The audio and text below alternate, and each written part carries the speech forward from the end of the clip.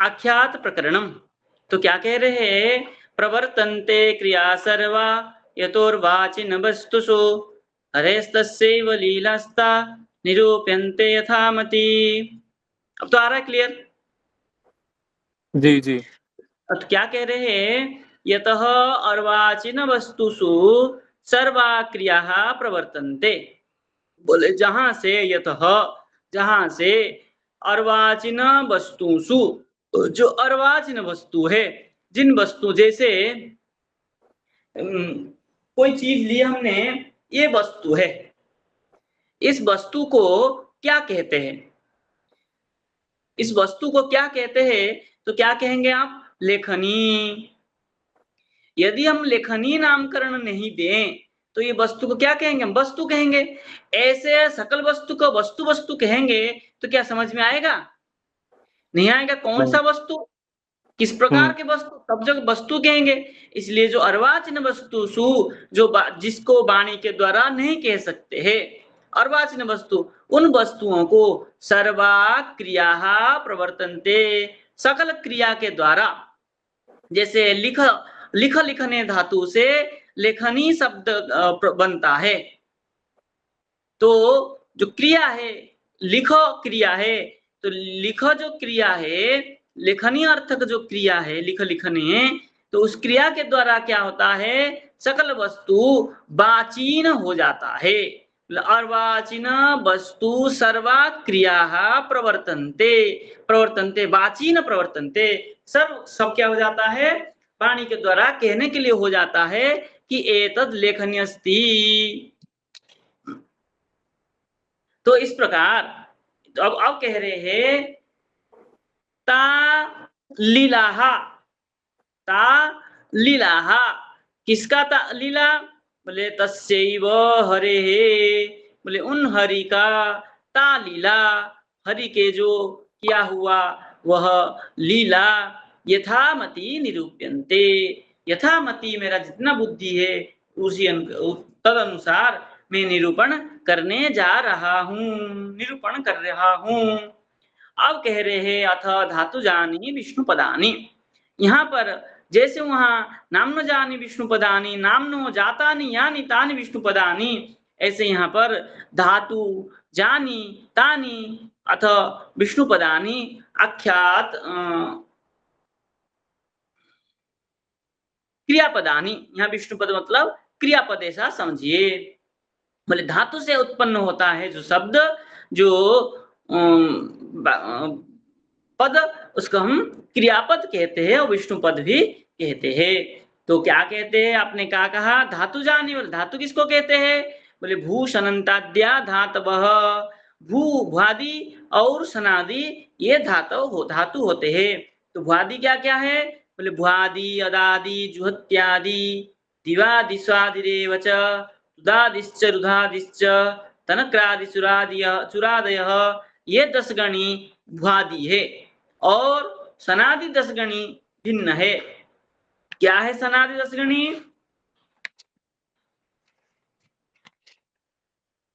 सन क्यं क्यंगश्च काम्यश्च क्यंगर्थ कीपचणिस्तथा कंडवादि तथैवाय इयं यंशु सनादयः। सनादि करके हम क्या कहते हैं, बोले सन क्यं क्यंग क्यम काम्य और क्यंग किप णी कंडवादि यक और आय यंग यंग, ये सब सनादि 10 गणी है। तो भ्वादि 10 गणी और सनादि 10 गणी, ये 20 गणी हमारे धातु है। ठीक है ना, मतलब 10 भुवादि और 10 सनादि सनादि। तो भ्वादि 10 गणी, भ्वादि अदादि जुहत्यादि दिवादि स्वादि तुदादि रुधादि तनादि क्रियादि और चुरादि, ये 10 गणी है। ये 10 गणी भ्वादि है और शन यंग आदि ये 10 गणी सनादि है। तो इस प्रकार हमारे 20 गणी धातु है। इन 20 गणियों में सकल धातु आ जाते हैं। तो कह रहे हैं भूसत्तायाम इत्यादयः और सनादि प्रत्ययंताश्च धातु संज्ञा स्यु। बोले भूषणंतादि धातु है और सन क्यं क्यं कंडवादि ये सब क्या है, प्रत्यय है।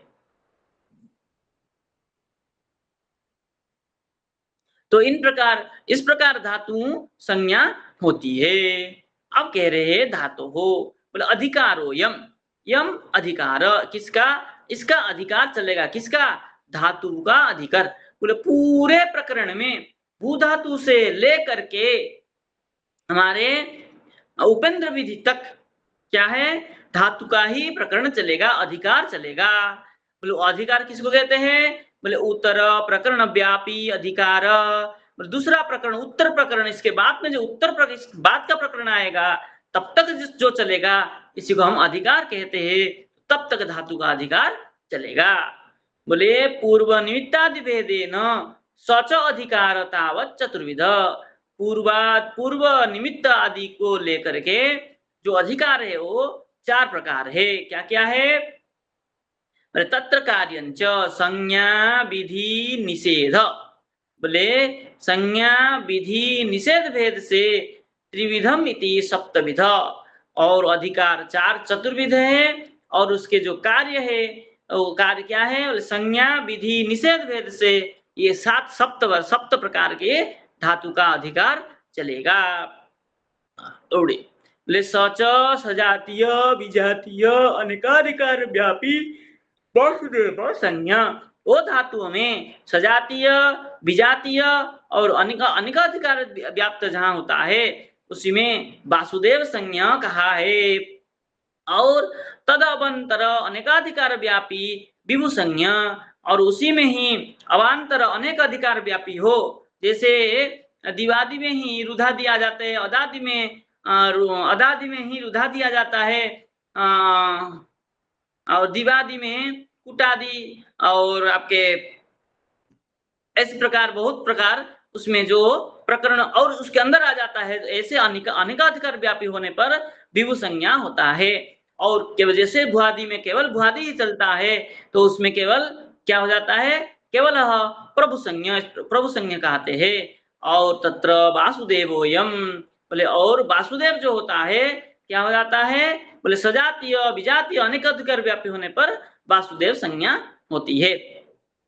किंतु धातोः इति संबंध सामान्य निर्देशात यथा यथम पंचमादि अर्थो ज्ञेयः, बोले धातोः इति ऐसा धातोः ऐसा कहने पर संबंध सामान्य निर्देशात संबंध सामान्य निर्देश से जहां जिस प्रकार आदेश होता है पंचमादि अर्थ ज्ञेय, पंचमादि को अर्थ समझना चाहिए। अब कह रहे हैं, अब प्रकरण शुरू कर रहे हैं, तो क्या कह रहे हैं, तत्र प्रायो वर्तमान काले दिवा अष्टादश अच्युत नामान, हमारे यहाँ जो 10 गणी है क्या है, 10 लकार है। तो जैसे पाणी में लट लीट लोट लंग लिंग आदि कहते हैं, हमारे यहाँ नाम भेद है। तो क्या भेद है, बोले अच्युत, विधि, विधात्री, भूतेश्वर, भूतेश और अधोक्षज, कामपाल, बालकल्की, कल्की और अजित। अब यहाँ देखिए हमारे यहाँ जिसको अच्युत कहते हैं पाणिनि में उसको लट कहते हैं, हमारे यहाँ जिसको विधि कहते हैं पाणिनि में उसको विधिलिंग कहते हैं, हमारे यहाँ विधात्री को विधात्री कहते हैं उसको पाणिनि में लोट कहते हैं, हमारे यहाँ भूतेश्वर कहते हैं उसको पाणिनि में लंग कहते हैं, हमारे यहाँ भूतेश कहते हैं पाणिनि में उसको लुंग कहते हैं, हमारे यहाँ अधोक्षज कहते हैं पाणिनि में उसको लीट कहते हैं, हमारे यहाँ कामपाल कहते हैं और पाणिनि में उसको आशीर्लिंग कहा जाता है, हमारे यहाँ बालकल्की कहते हैं पाणिनि में उसको लूट कहते हैं, हमारे यहाँ कल्की कहते हैं पाणिनि में उसको लीट कहते हैं, हमारे यहाँ अजित कहते हैं पाणिनि में उसको रिंग कहते हैं। इसी प्रकार जो 10 लकार है वहां भिन्न भिन्न है। तो हमारे यहाँ के उसका अर्थ समझाते हुए चल रहे हैं। तो कह रहे तत्र प्राय वर्तमान काले तिप आदि अष्टादश 18 को क्या कहते हैं, अच्युत नामकरण किया गया है। पाणिनि में जिसको लट कह के चलते हैं, बोले ये तिवादी क्या है, बोले तीप तस अंति तीप थस थ मीप बस मस ते आते अंते से आथे ध्वे ए बहे महे। ये 18 को अच्युत लकार हमारे यहाँ कहा जाता है। एते वर्तमान इत्यन्य, ये वर्तमान काल में प्रयोग होने के कारण कुछ लोग इनको वर्तमान भी कहते हैं और पाणिनि में इसको लट कहा इत्येके। ऐसे ही विधि संभावनादो यादादयो विधि नामान, विधि संभावनादि में जो प्रयोग किया जाता है लकार, वो क्या है? यात आदि 18 को विधि नाम से नामकरण किया गया है। क्या है यात आदि? बोले यात याताम यूष, यास यातम यात, याम याव याम, इत याताम ईरन, इथास याथाम इध्वम, इय इवहि इमहि। एते सप्तमी इत्यन्ये, कोई इनको सप्तमी कहते हैं। पाणिनि में इसको विधिलिंग कहा गया है, स्पष्ट करके हमारे यहाँ लिख दिया गया है। आशीहि प्रेरणादो तुवादय विधात्री नामान, बोले आशीर्वाद अर्थ में, प्रेरणा अर्थ में जो तुप आदि 18 प्रयोग किया जाता है लकार, उसको हम विधात्री कहते हैं। विधात्री नाम से नामकरण किया गया है। वो क्या क्या है? तूप ताम अंतु, ही तम त, आनी आबप आमप, ताम आताम अंताम, स्व आथाम ध्वम, ऐप आबहित आमहित। ये 18 है। तो ये एते पंचमी इत्यन्य, कोई इनको पंचमी कहते हैं। पाणिनि में इसको लोट लकार कहा है। बोले अनद्यतन भूते दिवादय भूतेश्वर नामान, बोले अद्यतन क्या होता है और अनद्यतन क्या होता है? अद्यतन होता है कल रात्रि 12 बजे से लेकर के आज रात्रि 12 बजे तक, क्या है? अद्यतन है। तो अद्यतन भूते में क्या होता है? जैसे अभी कहेंगे हम 1 घंटा पहले हुआ, तो ये अद्यतन भूत है। यदि हम कहेंगे कि रात्रि कल शाम को 9 बजे हुआ, तो ये अनद्यतन भूत है। रात्रि 12 बजे से पहले जो कुछ हो गया वो सब क्या है? अनद्यतन भूत है। रात्रि 12 बजे से अब तक जो कुछ हुआ है वो अद्यतन भूत है। तो अनद्यतन भूत है जो प्रयोग होता है। जी, ये मतलब ये जो काल का जो बताया कि 12 बजे से पहले और 12 बजे के बाद, तो मतलब ये नियम कहाँ से लिया है? ये हमारे कारक में बताया गया है। अच्छा, तो मतलब कोई भी चीज 12 बजे से पहले अगर मतलब प्रयोग करेंगे तो फिर वो हम कहेंगे अद्यतन, और फिर जो उससे पहले रहेगा वो अनद्यतन। ऐसा? अनद्यतन हो जाएगा। जैसे कृष्ण जन्म हुए थे तो अनद्यतन हो जाएगा। अच्छा, क्योंकि वो 12 बजे हुए थे। नहीं 12 बजे की बात नहीं, वो 12 बजे से पहले हो चुके हैं। आज रात्रि 12 बजे से अच्छा पहले अच्छा हो चुके हैं। अच्छा, मतलब ये जो वर्तमान काल से पहले जो भी हुआ है वो ऐसा। हाँ, हाँ, है ना? अच्छा। और या 12 बजे की बात, जैसे आज दोपहर में हमने प्रसाद पाए, ये 2 बजे हमको राधा रमन जी का प्रसाद मिला, ये जो भूतकाल अद्यतन। होगा वो अद्यतन होगा। अद्यतन, हाँ, जैसे कि राम जी का अवतार हुआ था द्वापर में, तो अनद्यतन। हम्म, ठीक है। इवन जो जैसे कल आप हमको मिले थे तो अनद्यतन है। आपके साथ हमारा जो मिलन हुआ था बहुत दिन हो गया, तो ये बराबर। अनद्यतन है। जी जी। ठीक है ना? समझ गए? संदीप जी आज कुछ पूछ दोपहर में रहे थे। हमने जो प्रसाद पाया है वो अद्यतन है। अगर हाँ, कल समझा। का भी कुछ वर्णन करना चाहो कि कल अगर कुछ हुआ था तो वो भी अनद्यतन ही रहेगा ना, क्योंकि वो आज हाँ, कल जो कुछ हुआ है हमारे साथ वो सब अनद्यतन है। हाँ, वो भी भूतकाल है। आज 12 बजे हम प्रसाद पाए, वो भी भूतकाल है। आज सुबह हमने नित्य कर्म किया, वो भी भूतकाल है। सब भूतकाल है, किंतु भूतकाल में भी भेद है, हाँ। विभाजित है। ठीक है? अद्यतन और अनद्यतन। ना। अनद्यतन, अनद्यतन में और एक भूतकाल है जो परोक्ष भूत। अच्छा। जैसे कृष्ण जन्म ना आपने देखा, ना हमने देखा, ना हमारे पिता ने देखा, ना उनके पिता ने देखा, ना उनके पिता ने देखा। शास्त्र में लिखा है और सब लोग कहते हैं, इसलिए वो परोक्ष भूत है। अक्षिणाम पर इति परोक्ष, मतलब चक्षु से जो पर है वो सब क्या है, परोक्ष है, वो भी भूतकाली है। तो भूतकाल को 3 भाग में विभाजित किया है। अगर महाप्रभु का जन्म लीला बोलना है तो वो परोक्ष रहेगा या अनद्यतन रहेगा? ये तो परोक्ष ही है, किंतु शास्त्रगत होने के कारण अनद्यतन कहते हैं। परोक्ष का प्रयोग करेंगे तब भी कोई आपत्ति नहीं है। कृष्ण जन्म बभूव, कृष्ण का जन्म हुआ था, तो परोक्ष भूत लगा लेते तो कोई आपत्ति नहीं है। ठीक है, किंतु कृष्ण जन्म अभवत कहेंगे तब भी कोई गलत नहीं है, क्योंकि अनद्यतन है। शास्त्र में कहा है, इसलिए अनद्यतन प्रयोग करते हैं और परोक्ष अधक्ष भी प्रयोग किया जाता है।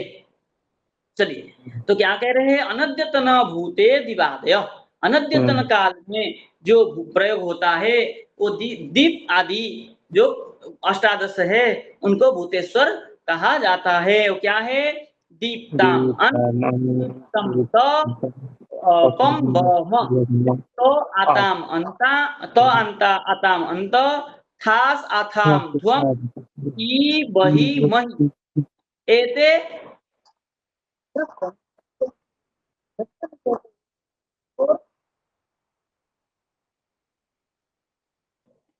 कोई कोई इसको हस्तनी कहते हैं, पाणिनि में इसको लंग कहा गया है। पाणिनि में क्या कहा है इसको, लंग कहा है। हाँ, इसमें सिर्फ एक चीज पूछना था कि ये जो वासुदेव संज्ञा इन्होंने कहा जो दूसरे सूत्र में ना धातु में, तो ये वासुदेव संज्ञा मतलब वस्तुतः किस चीज को वासुदेव संज्ञा का, धातु को धातु में ही विभाजित किया है। धातु को धातु में नहीं, ये सर्वत्र ये होता है जहां पर सजातीय विजातीय अनेक अधिकार हो। जैसे अधिकार है, हमारे यहाँ क्या अधिकार चलता है, धातु का ही अधिकार चलता है। भुआदि में ही हम एक अधिकार चला रहे हैं कि भुआदि का अधिकार चल रहा है। ठीक है, यदि हमको उसमें एक नया चीज डाल देंगे बीच में धातु में ही, तो धातु का हो गया सजातीय। हम परपदी धातु कर रहे थे और उसमें आत्मपदी धातु भी आ गया, तो सजातीय हो रहा था परपदी और विजातीय हो गया आत्मपदी धातु। तो जिस प्रकरण में परपदी आत्मपदी मिश्र प्रक्रिया से चलेगा, तो परपदी आत्मपदी दोनों प्रक्रिया चला, तो सजातीय भी चला, विजातीय भी चला और अनेक अधिकार भी चलेगा। कभी कभी उभयपदी भी आ जाएगा। परपदी आत्मपदी उभयपदी तीनों जिस चलेगा तो क्या हो जाएगा, एक अधिकार सजातीय चलेगा, विजातीय चलेगा और अनेक मतलब सजातीय विजातीय दोनों ही चला, इसलिए अनेक अधिकार हो गया। तो अनेक अधिकार होने के कारण इसको वासुदेव संज्ञा कहा जाता है। अच्छा, मतलब जब अनेक अधिकार होगा तब वासुदेव संज्ञा कहेंगे उसको। वासुदेवोयम ऐसा लिखा है, मतलब यहाँ अनेक अधिकार चलेगा। ये ज्यादा करके समझ में आता है तद्धित में जाकर के वासुदेव संज्ञा का। बाकी आपके केवल संज्ञा अधिकार जो करके चलता है वो सामान्य में से चलता है। ये